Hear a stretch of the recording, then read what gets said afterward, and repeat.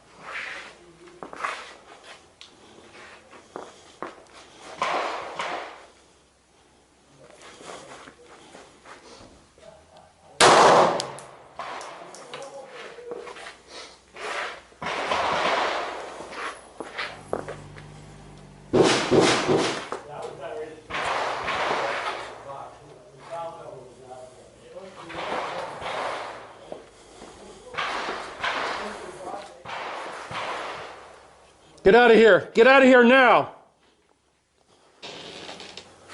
Okay, very good. Citizen Slings.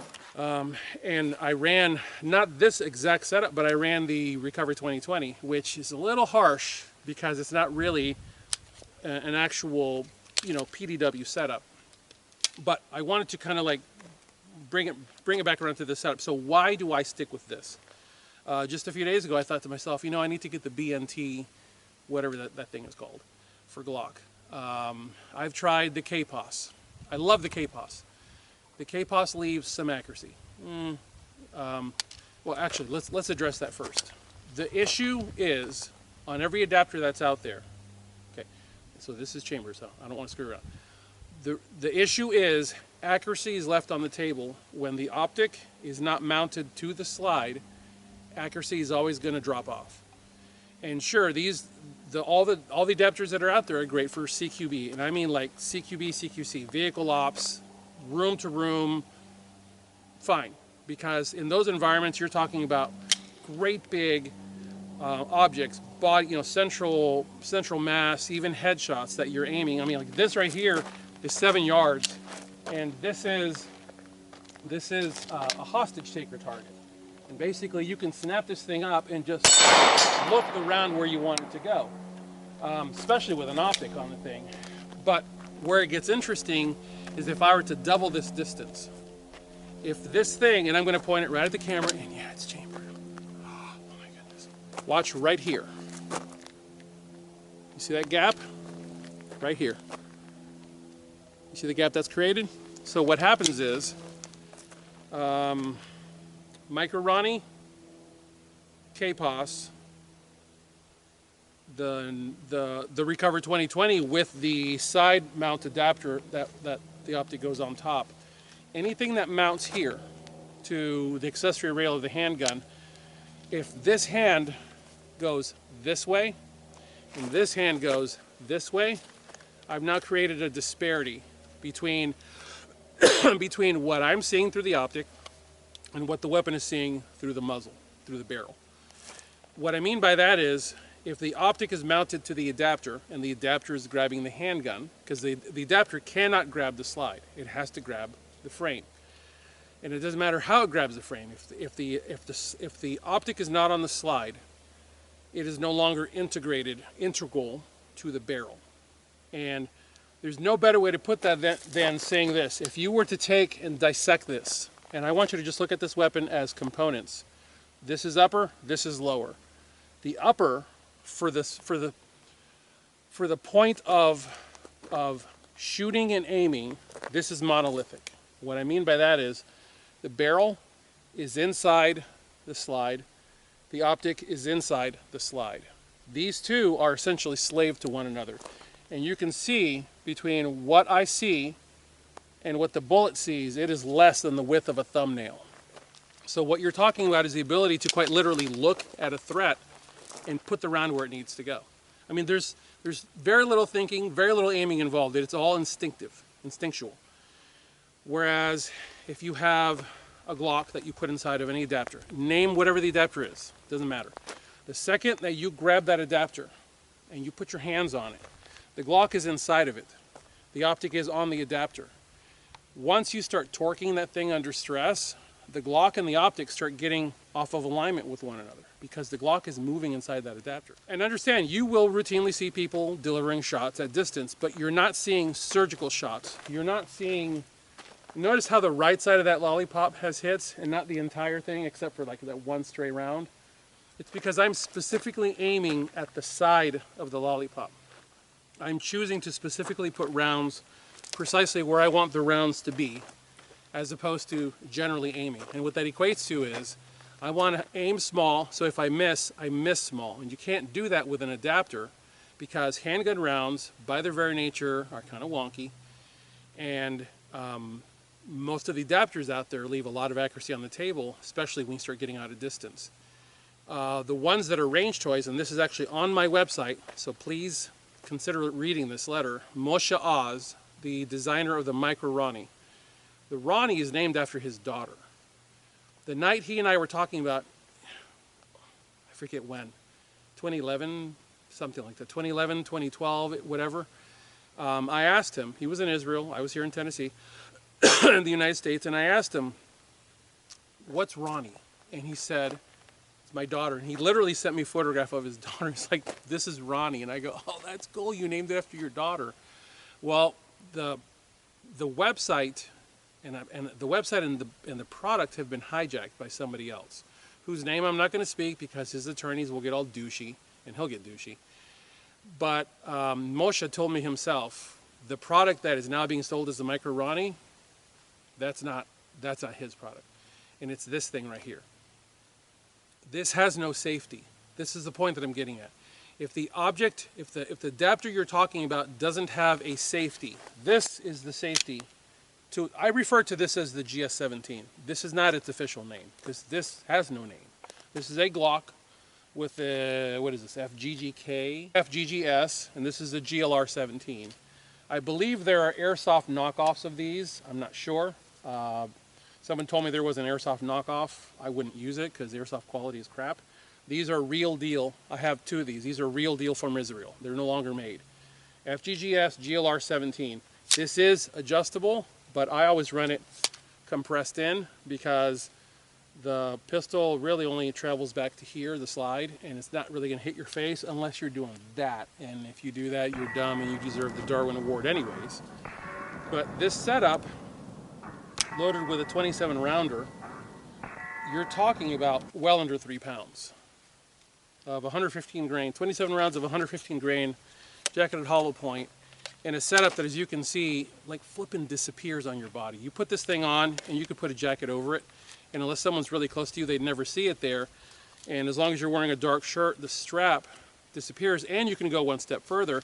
There's a bungee version of this that I made years ago that wrapped around here, and the entire thing could actually just sit tucked in your belt, and when you needed it, you could pull it out and rack it and get to work, and when you needed a sling, you would do that, and the thing would just unravel, and you'd throw it over your neck.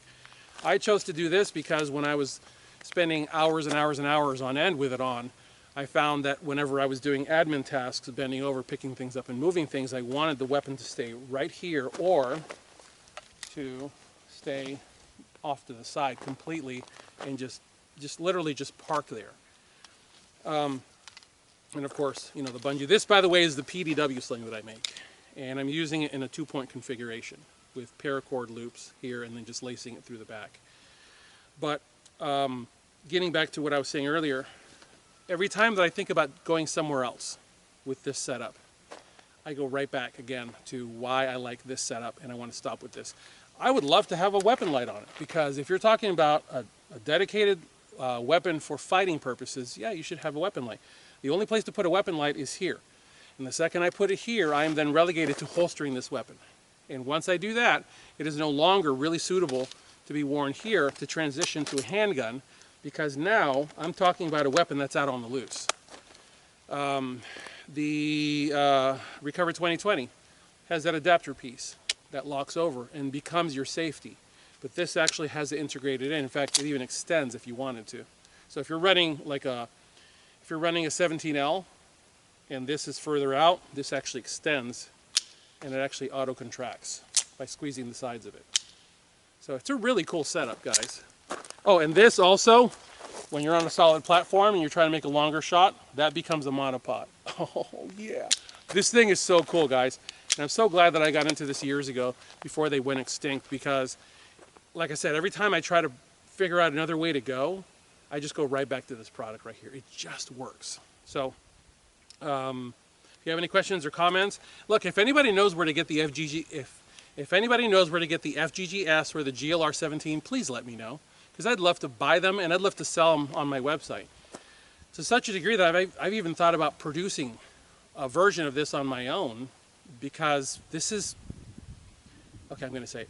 If you're not fully heads up, guys, I said this years ago in a video, this is becoming such a relevantly needed thing, such a relevant thing, and such a needed thing, because this is the weapon that you can actually have with you. Now understand, we're talking, yes, this is an SBR, this is a registered SBR, but imagine that that's all gone in the trash can. Imagine that everything has completely gone haywire. This is the weapon you can actually have on your person and be behind the wheel of a vehicle and actually have the ability to move around a very confined space with something that's capable of delivering rounds very, very accurately at a very high rate of speed. It sucks. It sucks where we find ourselves, but more and more people are waking up to what's going on. And I'll stop right there. As always, I thank you guys for watching. I thank you for supporting me at tier1citizen.com. God bless you all. Get those guns out and practice. Have a good one.